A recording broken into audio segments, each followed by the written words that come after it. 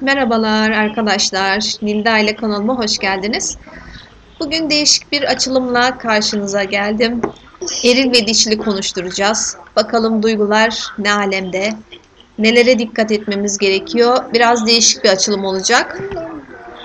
Kartları da görmeniz adına birazcık ekranımı eğeceğim.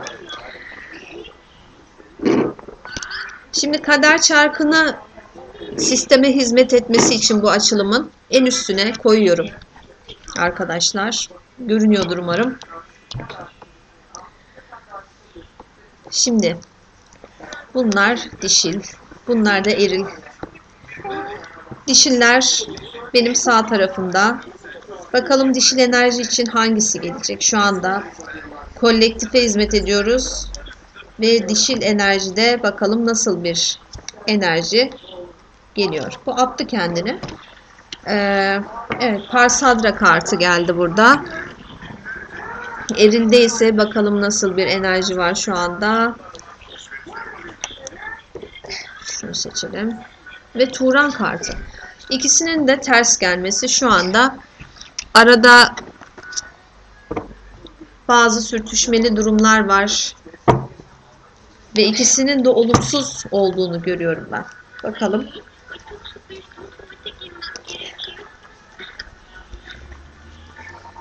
Sorularımızı sorarak devam edeceğiz. Şunları şöyle enerjisel olarak hizmet etsinler diye üste koyuyorum.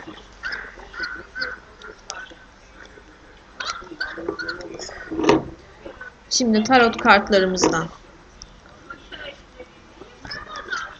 önce eril,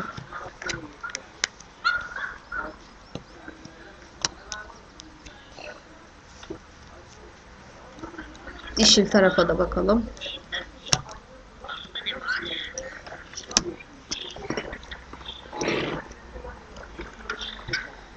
Şimdi dişilden mi başlayalım, erilden mi başlayalım? Dişilden başlayalım. Toprak beşlisi.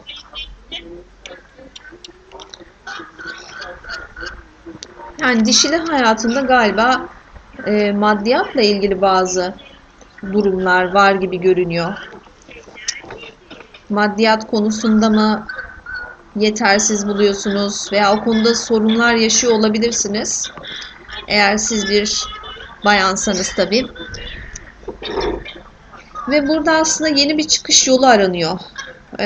Bu ilişkiyle alakalı durum olarak değerlendirdiğim zaman belki verilen değerler konusunda çok sizi tatmin etmeyen konular olabilir hayatınızda. Ve bununla ilgili bir aslında mücadele var. İnanayım mı, inanmayayım mı, güveneyim mi, güvenmeyeyim mi gibi bir durum söz konusu burada. Kendinizi savunduğunuz bazı durumlar da var bu arada. Yani belli bir fikir çatışmasına girmiş gibi görünüyor dişil enerji burada.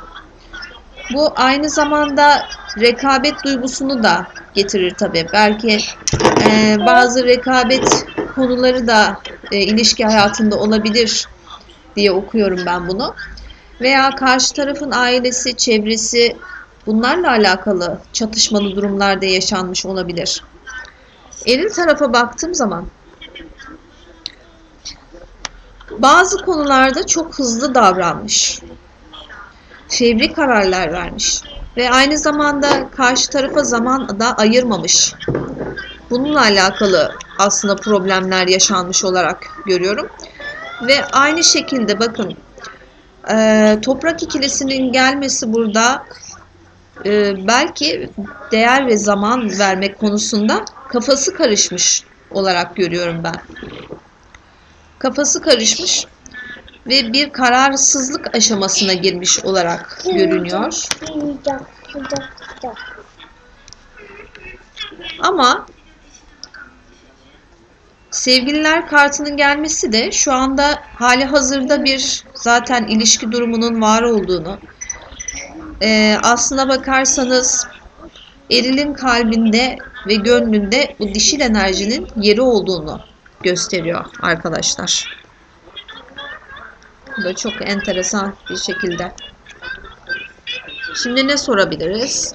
Peki dişil enerjinin neye dikkat etmesi gerekiyor bu konuda?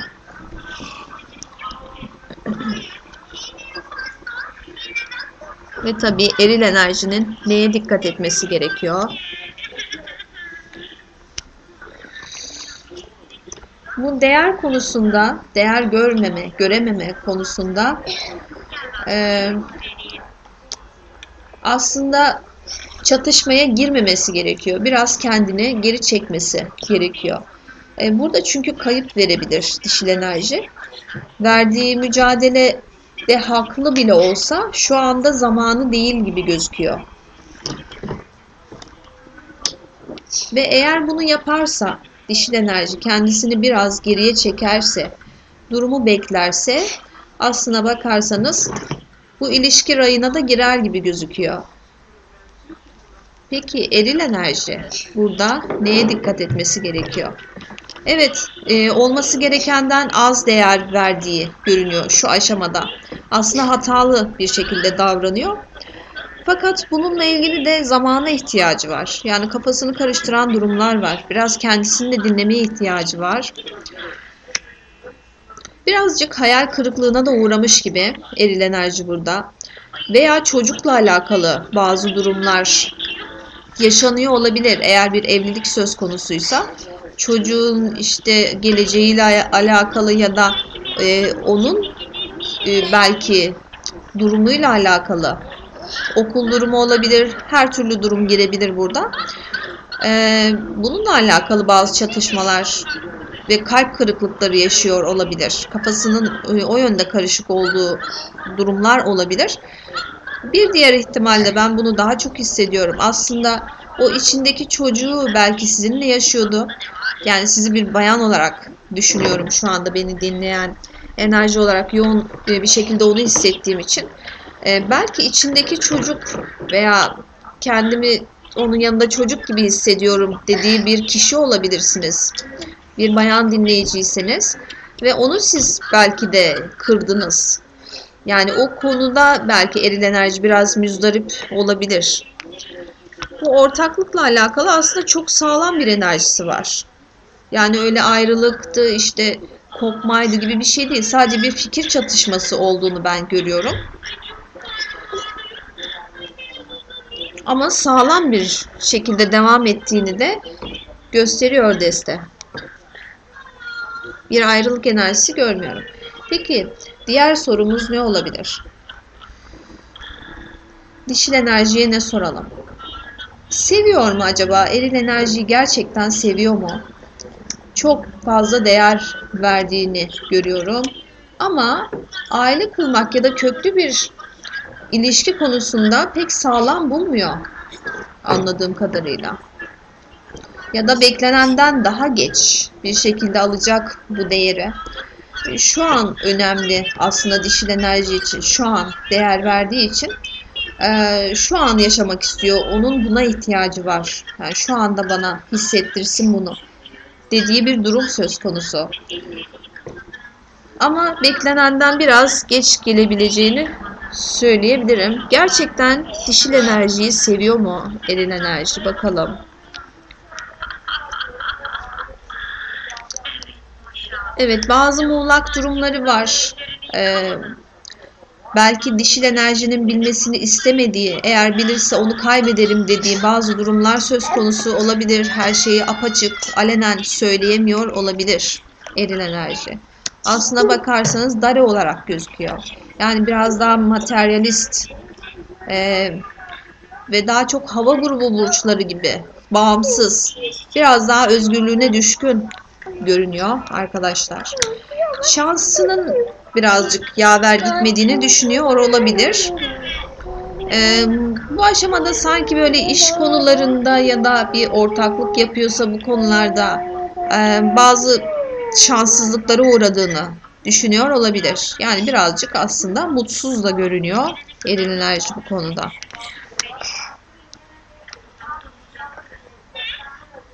Peki bu ilişki nasıl devam edecek diye soralım. Eril enerji için dedik. Erile koyalım. Eril enerji için nasıl devam eder? Dişil enerji için nasıl devam eder?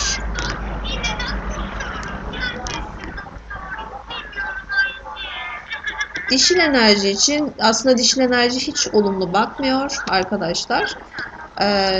Birazcık blokajlar da yaratmış aslına bakarsanız. Yani eril enerjinin kendisine ulaşması için kapılarını kapatmış, set çekmiş gibi görünüyor şu aşamada.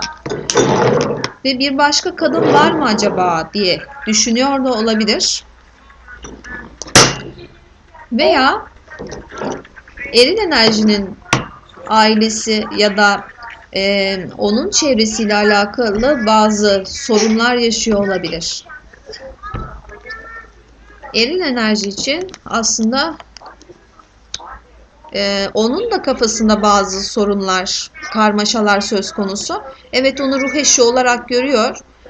Fakat dişil enerjinin olumsuz davranışları veya işte kafasının karışık olması veya daha hırçın davranması sebebiyle birazcık olumsuzluk var. Ve eril enerji diyor ki yani çok sıkıntı yaşarız biz bu şekilde giderse. Sıkıntı yaşama ihtimalimiz çok yüksek diyor. Ve bu ilişkinin sonu aslında nasıl olur diye dişil enerji için seçtik. Eril enerji için seçelim. Dişil enerji için bir destek lazım. O kişiden bana bir destek lazım diye bakıyor. Bir desteğini gördüğüm zaman aslında bu ilişki düzelir. Ama tartışırız da diyor. Başka kişilerden kaynaklı olarak. Belki üçüncü kişilerden şüpheleniyor olabilir. Veya eril enerjinin çevresindeki kişiler sebebiyle tartışmalar yaşarız biz diye bakıyor. Dişil enerjiyi kesinlikle çok olumsuz buluyor eril enerji. Bu ilişki için çabalamadığını ya da bazı çıkarlar doğrultusunda hareket ettiğini düşünüyor olabilir. Evet, ama hala ruh eşi olarak gördüğünü söyleyebilirim. Sonuca bakalım bir de. Yani olumsuz görüyor dişil enerjide. Aslına bakarsanız. Aslında eril enerji de olumsuz bakıyor ama ruh eşi olarak görüyor bu kişiyi. Bakın, engel koyuyor aslında. Dişil enerji şu anda bir engel set koyuyor ama bu desteği gördüğü zaman zaten onaylayacak görünüyor. Sadece eril enerjiden bir destek bekliyor.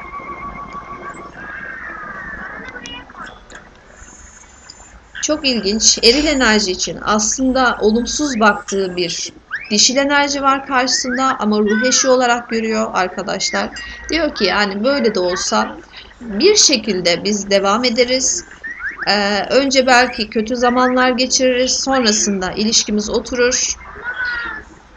Ve kadersel bir bağımız var bizim diye bakıyor eril enerji aslına bakarsanız. Rahat yani. Olumsuzluklar da olsa, olumlu durumlarda olsa arada bunlar çözülür, biz kopmayız diye bakıyor. Ve dişil enerjiden de aynı aslına bakarsanız enerjiyi alıyorum. Ben eninde sonunda ondan bu değeri alacağım ve biz yolumuza devam edeceğiz olarak bakıyor arkadaşlar. Bir 3 kart daha konuşturalım.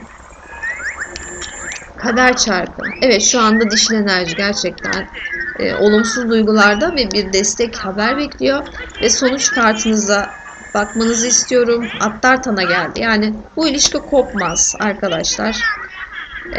Çevreden işte üçüncü kişilerden olumsuzluklar da olsa bu ilişkinin kopmayacağını rahatlıkla ben söyleyebiliyorum şu anda.